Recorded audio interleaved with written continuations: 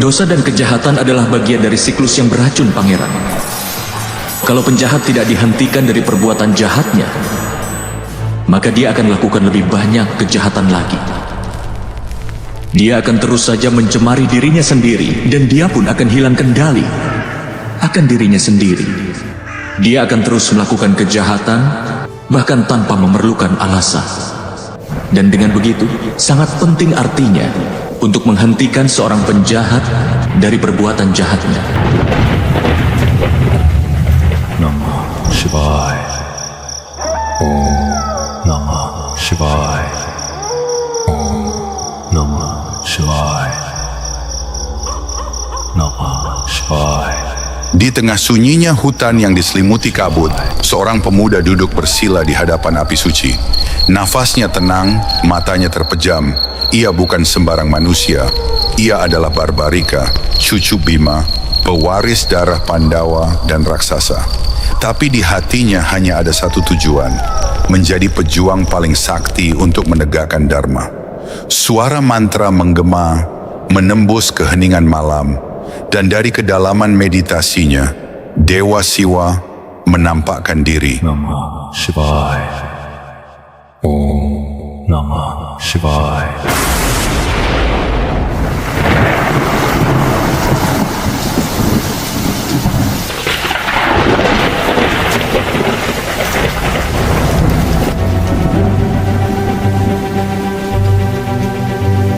Cahaya memancar dari tubuh agungnya.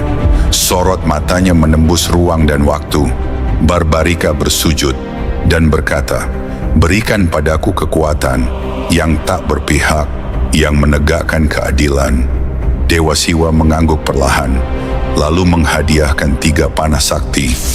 Trikala Darshi, kekuatan Sarangha, Naga dan Wijaya menjadi satu. Panah yang mampu mengendakikan masa lalu, menghancurkan masa kini, dan menembus masa depan. Dan perjalanan pun dimulai.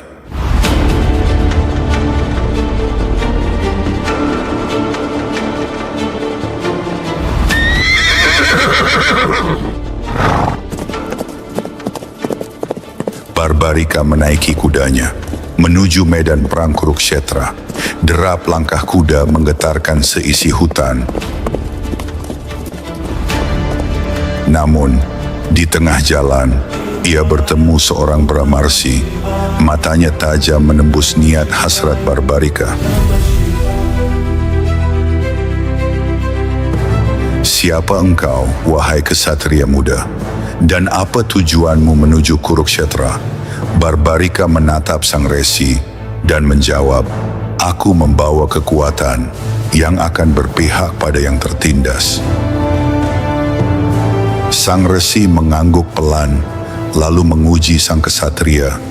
Ia menjatuhkan daun-daun dari pohon, lalu menyembunyikan satu di bawah telapak kakinya.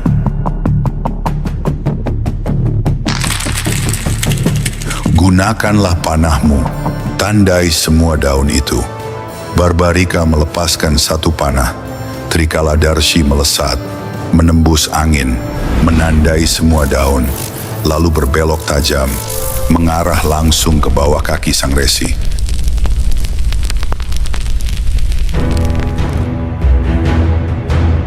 Sang resi tersenyum, tapi sorot matanya menjadi berat.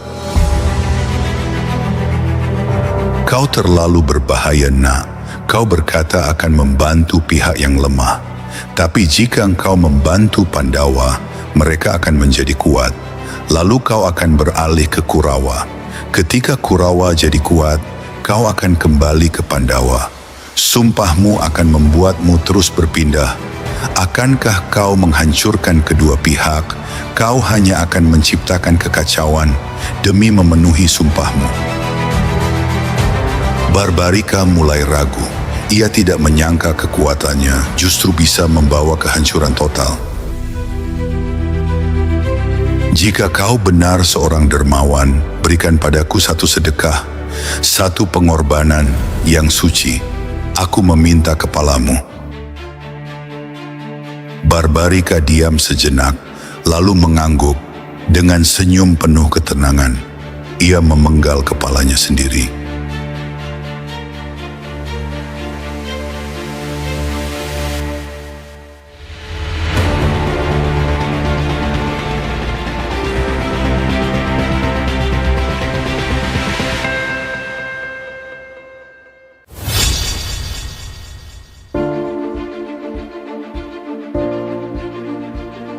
Tubuhnya rebah, tapi kepalanya tetap hidup, menjadi saksi kekacauan medan Kuruksetra. Saat itulah Sang Resi menampakkan wujud aslinya, Krishna, Sang Awatara Wisnu, yang menyaksikan segalanya, yang mengatur jalannya takdir.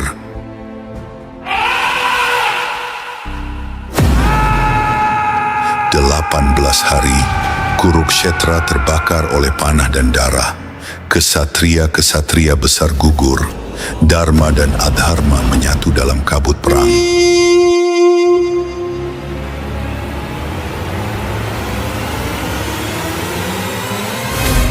Dan ketika semuanya berakhir, Pandawa saling mengklaim kemenangan.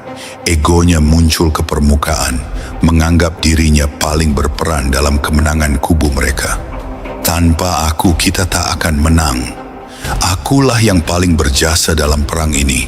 Krishna hanya diam, lalu berkata, mari kita tanyakan pada dia yang melihat perang ini dari awal hingga akhir dengan mata yang tak pernah berkedip. Mereka datang ke tempat sunyi, di mana kepala Barbarika berdiri tegak di atas bukit.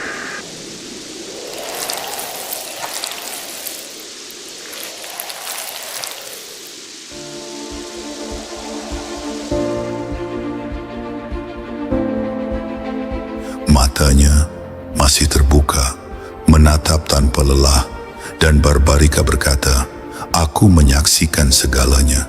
Aku tak melihat Pandawa menang. Aku tak melihat Kurawa kalah. Aku hanya melihat dia berjalan di antara panah dan kematian, menggerakkan tangan-tangan para kesatria, mengatur langkah kaki setiap pasukan. Pemenangnya bukan manusia, bukan kerajaan manapun. Pemenangnya adalah kehendaknya. Aku hanya melihat dia, Krishna.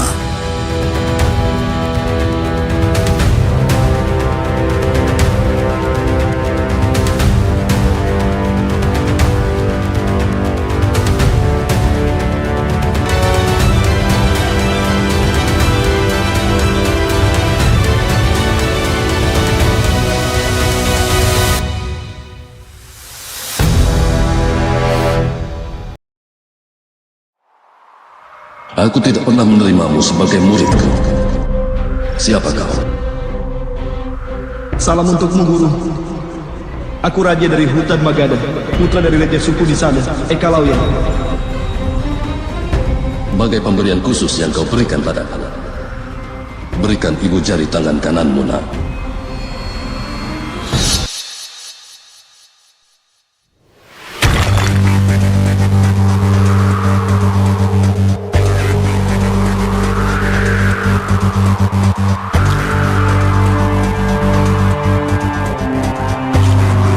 Kisah Ekalauya tidak selesai di hutan.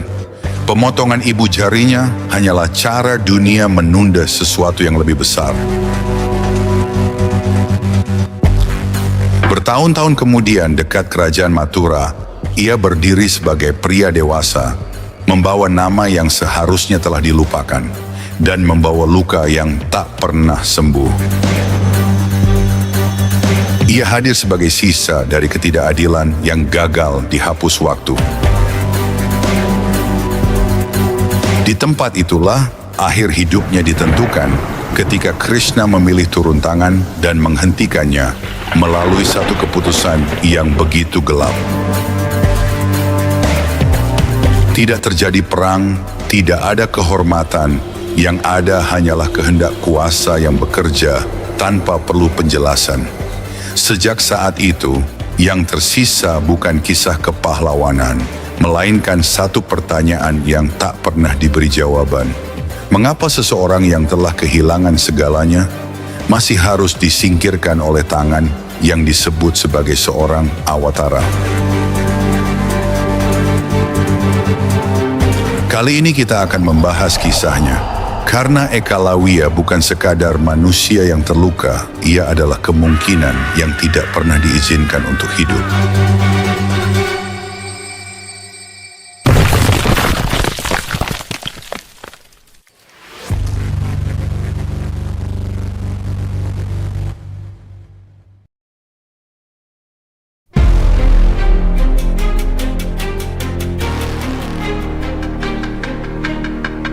Drona tidak meminta ibu jari itu karena cemburu.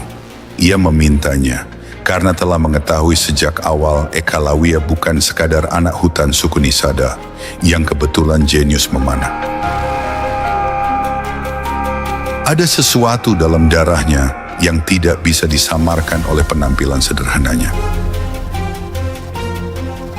Ekalawiya adalah putra Dewa Srawa, saudara Wasudewa, dan itu berarti Ekalawiya adalah sepupu pertama Krishna. Darah Yadu mengalir di tubuhnya. Darah yang sama yang melahirkan para raja, para penakluk, dan keseimbangan dunia itu sendiri. Namun takdir memilih jalan lain. Anak ini tidak tumbuh di istana Dwaraka. Ia tidak dibesarkan di bawah perlindungan keluarga Yadawa. Ia hilang atau sengaja disingkirkan, lalu ditemukan dan diasuh oleh Hiranyadanus, raja kaum Nisada. Di sanalah Ekalawiya tumbuh, bukan sebagai pangeran, melainkan sebagai kekuatan liar yang belajar bertahan tanpa restu siapapun. Ekalawiya terus berjuang, memanah bukanlah jalan menuju kehormatan. Bagi Ekalawiya, busur adalah alat bertahan hidup. Anak panah adalah cara agar esok hari masih ada makanan. Ia memiliki darah Yadu, namun berdiri di luar lingkaran mereka. Ia memegang kemampuan luar biasa, namun tidak terikat pada sumpah kekuasaan manapun. Namun yang paling berbahaya dari semuanya, ia justru tumbuh di antara mereka yang kelak dianggap musuh. Pada titik itulah, nasib Ekalawiya bukan lagi persoalan bakat. Ia berubah menjadi ancaman politik yang terlalu sunyi untuk diceritakan.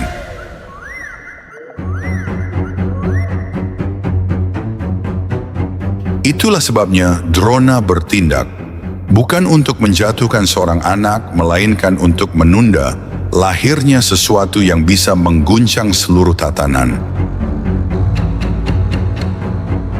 Drona bukan sekadar seorang acarya, ia adalah panglima militer Hastinapura. Orang yang ditugaskan bukan hanya untuk mendidik para pangeran, melainkan juga menjaga negara.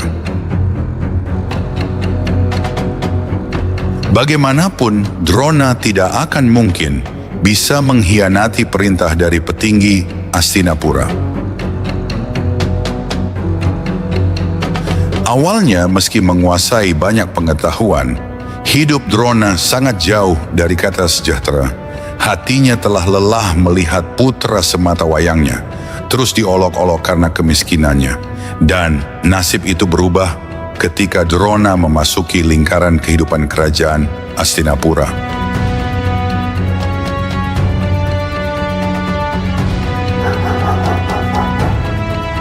Suatu hari ketika ia melihat seekor anjing berlari dengan mulut terikat oleh 7 anak panah, Drona tidak melihat keajaiban.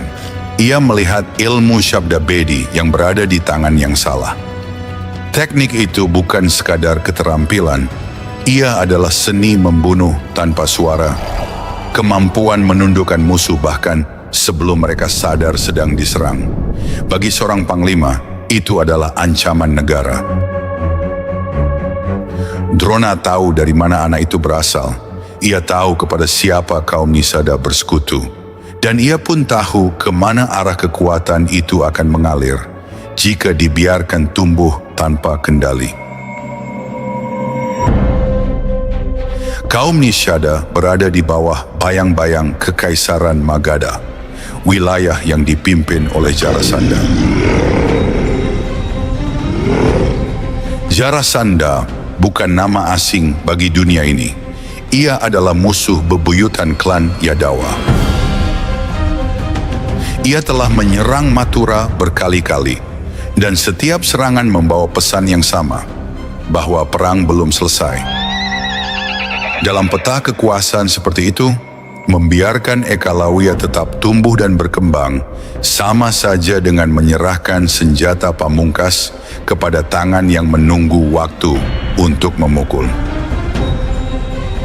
Drona memahami satu hal yang tidak ditulis dalam kitab suci, bahwa belas kasih tanpa perhitungan adalah bentuk pengkhianatan paling berbahaya. Maka ibu jari itu diminta sebagai keputusan militer. Karena Drona tahu, satu pemanah yang salah bisa menjatuhkan seluruh dinasti. Dan Drona yang bekerja di bawah Panji Astina tidak dibayar untuk bersikap naif.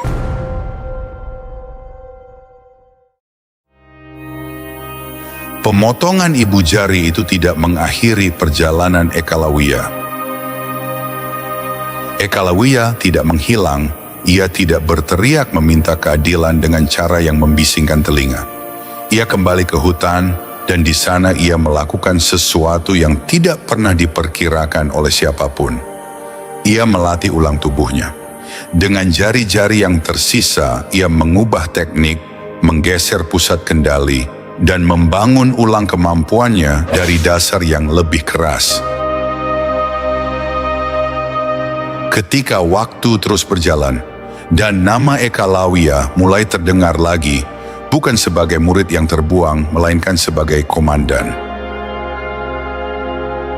Di bawah Panji Magadha, ia naik menjadi jenderal utama Jarasandha. Setiap serangan ke Mathura selalu membawa pola yang sama, cepat, presisi, dan sunyi. Orang-orang Yadawa mulai mengenali satu hal, bahwa serangan-serangan itu tidak dipimpin oleh raja gila, melainkan oleh tangan dingin yang tahu persis kemana harus memukul.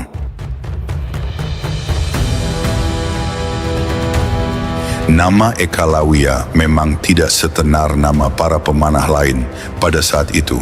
Namun rasa takut yang ia tinggalkan terlalu konsisten untuk diabaikan. Ia menjadi bayangan yang mengikuti Mathura dari kejauhan.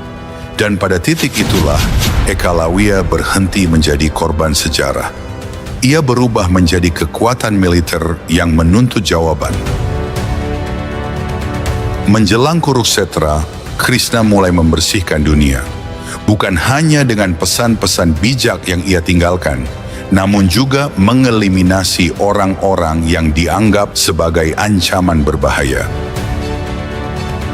Menjelang upacara Raja Suya di Indraprastha, Jarasandha berhasil dijatuhkan. Namun kekosongan kekuasaan selalu melahirkan kekacauan baru.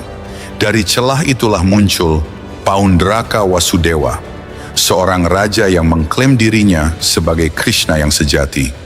Dan Ekalawiya memilih berdiri di sisinya. Paundraka menawarkan apa yang tidak pernah ia miliki. Tempat, pengakuan, dan kesempatan untuk menyerang langsung ke jantung kekuasaan Yadawa. Maka pasukan pun bergerak ke Dwaraka, dan untuk pertama kalinya, Ekalawiya tidak lagi berada di balik bayangan. Krishna turun tangan sendiri. Pertemuan mereka tidak berlangsung lama. Tidak ada duel agung yang pantas dikenang dalam nyanyian. Hanya dua kehendak yang saling berhadapan, dan satu di antaranya harus dihapus.